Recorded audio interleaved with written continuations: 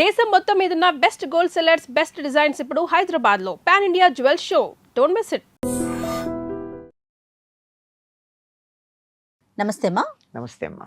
అమ్మ, పాశ్చాత్య దేశాల్లో చూస్తే మన కల్చర్కి వాళ్ళ కల్చర్కి అసలు ఎంత తేడా అనిపిస్తుంది అంటే, పసి పిల్లల్ని, చిన్న పిల్లల్ని కూడా ఎక్కడో పక్క రూముల్లో ఎక్కడో పడుకోబెడతారు.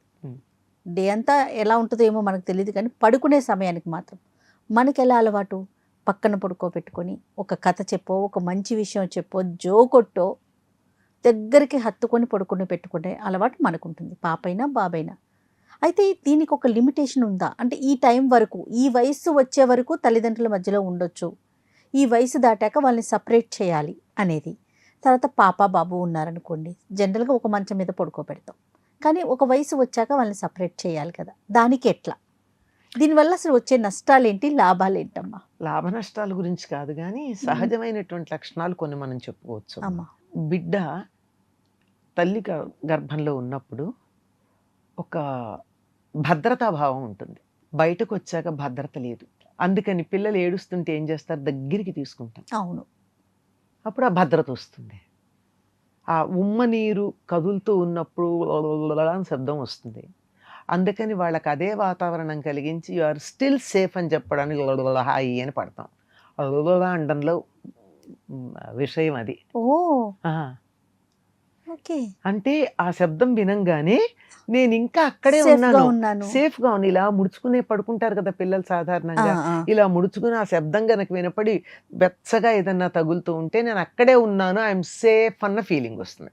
భద్రతా భావానికి సంబంధించింది అది. అందుకని పిల్లలు చాలా ఆనందంగా హ్యాపీగా ఉంటారు. అప్పుడు 5 ఏళ్ల వరకు ఉన్న మానసికమైనటువంటి పరిస్థితులు, 5 ఏళ్ల వరకు పెరిగేటప్పుడు వాళ్ళు ఉన్నటువంటి వాతావరణం యొక్క ప్రభావం వాళ్ళ మనస్సు మీద పనిచేస్తుందని చెప్తారు. జీవితాంతం ఉంటుంది 5 ఏళ్ల వరకు ఉన్నటువంటిది. కనుక ఆ సమయంలో వాళ్ళకి అభద్రతాభావం కలిగిందనుకోండి, జీవితం అంతా అభద్రతే. ప్రతిదానికి భయపడుతూ ఉంటారు. ఆఖరికి బొద్దింకను చూసి భయపడేవాడు, సాలీని చూసి భయపడేవాళ్ళు, బల్లిని చూసి కంగారు పడేవాళ్ళు, పులొస్తే కూడా భయపడని వాళ్ళు మనకుంటే బల్లికి పిల్లికి భయపడేవాళ్ళు కనపడతారు. ఎందుకు అంటే అసలు మానసికంగా భయపడడం అన్నది అలవాటు పడిపోతుంది. ఓకే. అది రాకుండా ఉండడం కోసమని మన దేశంలో హాయిగా మొదటి నుంచి తల్లి దగ్గరగా పడుకోబెట్టుకోవడం అలవాటు చేసుకుంది. ఎంత హాయిగా వాళ్ళు పడుకుంటారంటే, తల్లి దగ్గర పడుకుంటే ఆ తల్లి గర్భంలో ఉన్నప్పుడు ఉన్నంత హాయిగా పడుకుంటారు. అది కారణం. తర్వాత హ్యూమన్ టచ్ అన్నది ఏదైతే ఉందో అది వాళ్ళకి బంధాన్ని పెంచుతుంది. పిల్లల్ని మొట్టమొదట ఎవరు ముట్టుకుంటే వాళ్ళ మీద వాళ్ళకి ఎక్కువ అభిమానం ఉంటుందిటమ్మా పుట్టంగానే. అందుకని ఏం చేస్తారంటే, పూర్వకాలం పుట్టింట్లో డెలివరీ చేసేవారు. అవును, అమ్మమ్మ పట్టుకునేది. నాయనమ్మ ఏమనుకుంటుంది, వీళ్ళు మా వంశానికి చెందిన వాళ్ళు, మా వంశవారసులు అని, వీళ్ళు they own the grand children. కానీ పిల్లలకు అమ్మమ్మ మీద ఎందుకు అభిమానం ఉంటుంది అంటే, మొదట ముట్టుకుంటుంది గనక.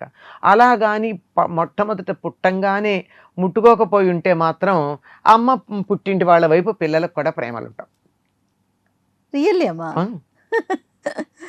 ఇది సైకాలజిస్ట్ చెప్పిన మాట. అంటే పుట్టిల్లు మెట్టినిల్లు నేను చెప్తున్నా, కానీ వాళ్ళు చెప్పింది ఏంటంటే, ఫస్ట్ టచ్ ఏదైతే, ఫస్ట్ టచ్ ఎవరు ఉంటారో, నర్సో డాక్టరో కాక మన బయట వాళ్ళు ఉన్న వాళ్ళల్లో ఫస్ట్ టచ్ ఏది ఉంటే వాళ్ళతో వీళ్ళకి రిలేషన్ బాగుంటుందట.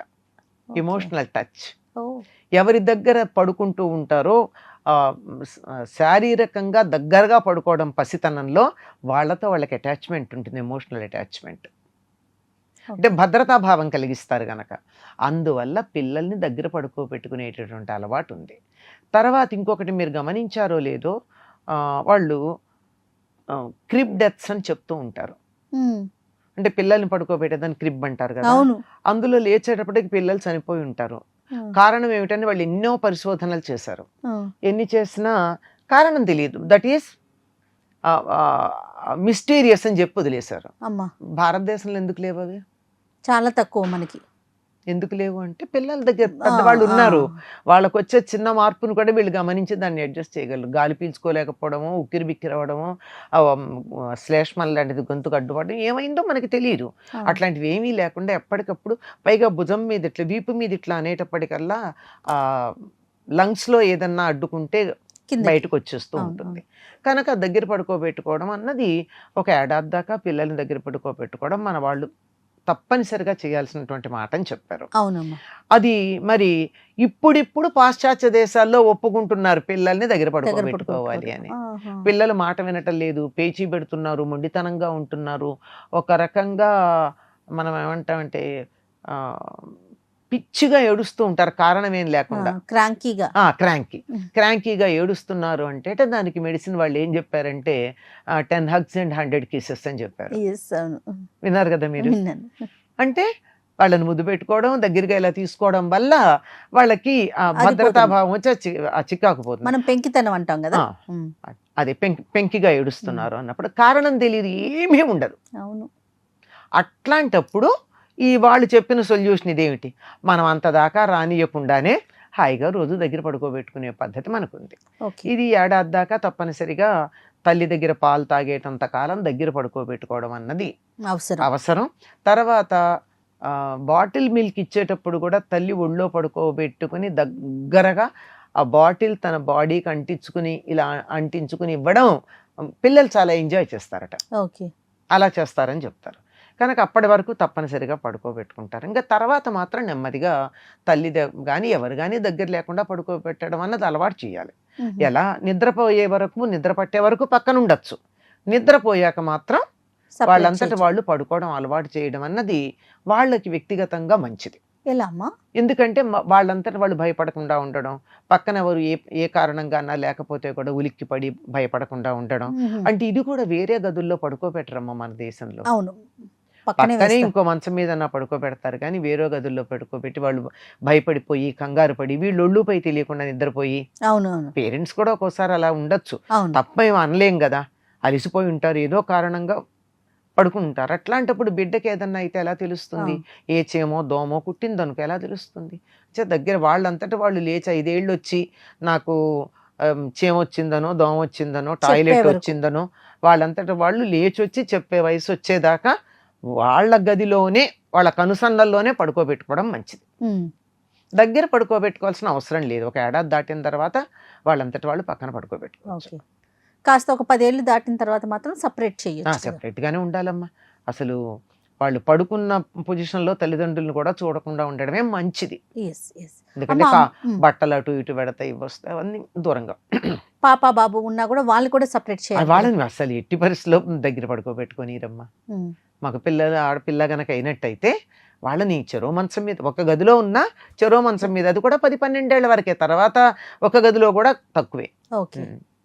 తప్పనిసరి అయితే చెప్పలేం, కానీ పరిస్థితులు లేకపోతే తప్ప ఎవరికి వాళ్ళు ఉండడమే మంచిది. అమ్మ, దీని వల్ల మానసిక ఎదుగుదలకు ఉపయోగపడుతుందమ్మా. చిన్నతనంలో తల్లిదండ్రులని దగ్గరగా తల్లో తండ్రో నాయనమ్మో ఎవరో ఒకళ్ళు ఉంటారు కదా, ఒక పెద్దవాళ్ళని ఆనుకుని పడుకోవడం వల్ల భద్రతా భావం ఉంటుందమ్మా. They have that secure feeling.